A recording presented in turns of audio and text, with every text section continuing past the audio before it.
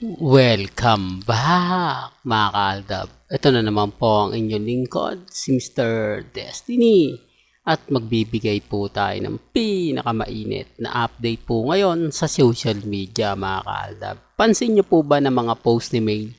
Mag-isa lang siya. At yung mga update kay Alden Richards sa beach, talaga naman tumutugma. Di po ba? Sinasabi ko lang po ito para lang po sa mga galit na galit. At syempre, inis na inis sa channel ni Mr. Destiny. Gaya nga po ng mga pinapaliwanag ko, mga sinasabi ko, wala namang pong pilitan. Di po ba? Hindi naman po ko yung namimilit na ganito ano niyo, ganito yung tangkilikin ninyo. Di po ba? Ang sa akin po, kung ano lang po yung nababalitaan, yan lang naman po yung i-update natin. Sa mga ayaw maniwala, okay lang naman po. At dito naman sa channel ni Mr. Destiny, wala naman pong pilitan. Hindi magkasama si Main, si Alden, okay, fine. Di po ba? Ganun lang naman po kasimple yun. Ganun lang naman po yun ka-literal, di po ba? At sabi ko nga po sa inyo, wala po talagang maniniwala sa mga ina-update ko since 2021 hanggang 2024. Totoo po yan mga kaaldab, para lang po sa kalaman ninyo. Puro mura, pang-iinsulto, pananakot, pang-aasar, yan po ang mga comment na nakukuha ko. Pero gaya nga po ng sinasabi ko, kung since 2015, Aldab ka na, mas madali tayo nagkakaintindihan. Kumbaga kumakampi ka sa akin, sinasabi mo na tama naman yung sinasabi ni Mr. Destiny. Di po ba? Katulad nga po sa jet ski, di po ba? Si Alden at si Main lang naman po talaga yung totoong may video niyan. Sina Alden at si May lang naman po talaga yung totoong gumawa niyan. Di po ba? Kaya nga po, pag ako nagbibigay ng update, yung iba nakaka-relate, yung iba inis, pero sa totoo lang po, alam naman po nila yon. Hindi po ba? Medyo ano lang sila, kumbaga galit lang po talaga sila dahil kumbaga nauunahan natin. Yan ang isa sa rason kung bakit po marami ang natutuwa at marami rin po naiinis sa atin. Kasi ako pinapaliwanag ko naman po di po ba? Yun ang ayaw po nila. Yung nagbibigay tayo ng paliwanag. Di po ba? Sa totoo lang po mga kaaldab, madali lang naman po kapag si Mr. Destiny, fake news. Kapag sila, hindi. Kapag si Mr. Destiny nag-update, gawa-gawa lang. Kapag si Mr. Destiny, throwback. Yan ang isa sa mga pambasag nila sa atin. Naku, sino ba yung nagbabalita? Si Mr. Destiny. Kulto channel yan Huwag niyong paniniwalaan. Di po ba? Yan sinasabi ko mga kaaldab na bawat sabihin ko, bawat ipaliwanag ko, hindi naman po talaga nila nagugustuhan. Hindi naman po talaga nila masasabi na masayang masaya sila. Hindi po. Huwag po kayong maniniwala. Inis na inis po talaga sila sa channel ni Mr. Destiny. Totoo yan mga kaaldab. Purong mura talaga inaabot ko since 20 Pero gaya ng pinapaliwanag natin mga kaaldab, dito po sa mga kaganapan. Di po ba? Talagang totoo naman pong magkasama sila Mengay at si Richard Paul Carson.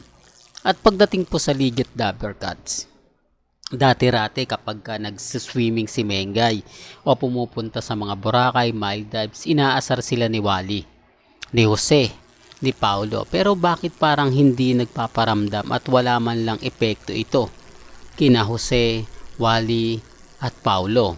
Hindi, para lang klaro. Kaya nga sabi sa inyo, ang laki talaga ng pagkakaiba ng Aldab since 2015. Aldab since kumbaga yung masabi natin at panahon na wala pang sarswela.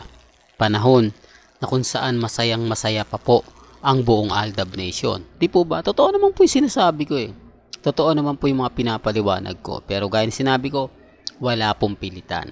Pero bago tayo pumunta sa ating pinaka main topic, kung bago ka lang sa channel na to at isa kang true blooded Aldab Nation na nagmamahal kina Mengay at Tisoy, tama po ang channel na pinuntahan mo, kaya consider na po kitang bagong subscriber. At huwag mong kalimutang i-share ang mga video po natin sa mga mami, sa mga titas, at sa mga senyor.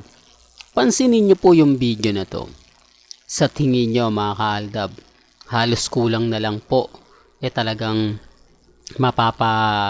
di po ba papayag nga po ba si Alden Richards na ganyan yung kasuotan ni Catherine? Hindi, para lang klaro, para lang po sa kaalaman ng lahat. Siyempre hindi. Di po ba? Sino naman kasi matutuwa na ganyan yung ipapakita mo sa buong mundo? Alam naman po natin ang pamilya ni Alden Richards, conservative yan. Di po ba? Sinasabi ko lang po ito mga kaaldab na para lang klaro, para lang po sa kaalaman ng lahat. Pero gaya na sinabi ko, wala naman pong pilitan. May kanya-kanya tayong opinyon, may kanya-kanya tayong pananaw. Dahil trending nga po si Catherine at syempre namamayagpag naman po si Daniel.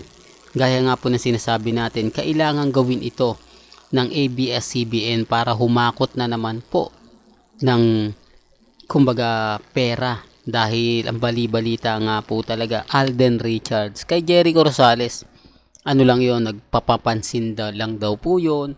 Medyo marami ko nababalitaan na binayaran po ang Philippine Star o Philstar para i-promote si Eco dahil may bagong project nga po raw ito sa ABS-CBN. O ba, yan ay base lang po mga kaaldab sa mga nakakalap nating impormasyon. Ganyan naman po kahusay si Mr. Destiny. Ganito naman po tayo ka-updated. Di po ba? Kaya lang, syempre may mga bagay-bagay po na ibabas po talaga tayo. Tapos sasabihin po nila wala daw tayong basher, binabayaran ko daw po yung nagko-komento.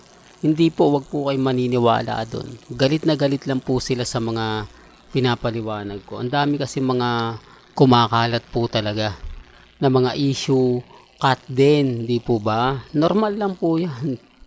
Gaya nga po ng mga pinapaliwanag ko, ako hindi ako basta-basta nagpapa-apekto, pero kita nyo, ramdam po ninyo kung gaano po ba sila ka-guilty.